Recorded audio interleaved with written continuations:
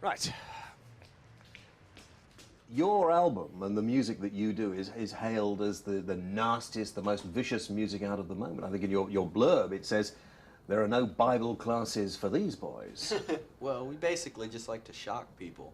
Yeah. You know, horror is, and stuff like that has been something that people have gone and paid money to see to get shocked. You know, they go to amusement parks or whatever, they go to haunted houses to get shocked. People like to be shocked because life is boring. Now you said on record, I believe, that you don't like religion.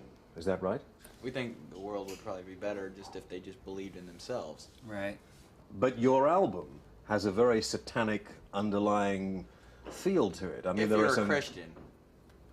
But Satanism in itself, though, is a religion, isn't it? That surely is just as bad as any other religion, if you're Yes, looking but the main religion that would be, as far as we're concerned, causing the most damage or, you know, warping the most minds with the furthest influence would be Christianity. You know, Satanism is a very small fraction, you know, when you put it up against that. And as far as shocking people or alerting them, those are the people that need to sort of wake up and, you know, look to themselves. Satanists look to themselves every day, you know. But there are people. So are you Satanists? No. You're not a Satanist. You came pretty close to saying you were there. I mean, Lewis, are you Close. not? Well, like it goes back to the fact of a Christian would consider us a Satanist. Exactly. But we just believe in ourselves. I mean, there's nobody that's going to buy our... I mean, God isn't going to buy our food, and Satan isn't going to buy our food for us. We are, you know.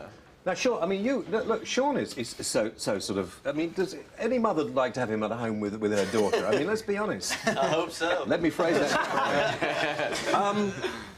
I mean, do you worry about how some kids may be turned on to your music and do sort of things that you would harm them? Do you worry about that at all? Not really. It's like anything else. Everybody, you know, we can't really control how everybody is going to take the music. You know what I'm saying? It's you know.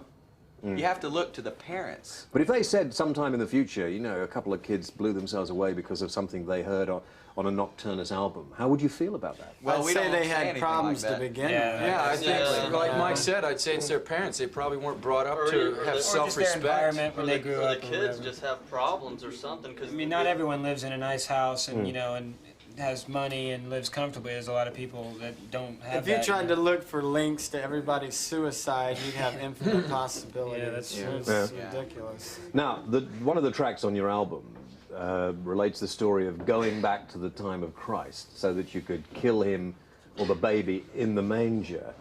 I mean, and you're grinning now, and it's, I mean, listen, if you hadn't written that song, I probably wouldn't be interviewing you, so it's work. If somebody did do that, or if that was destroyed, then maybe nobody would have started all this religion and people would have just stopped for themselves to begin with.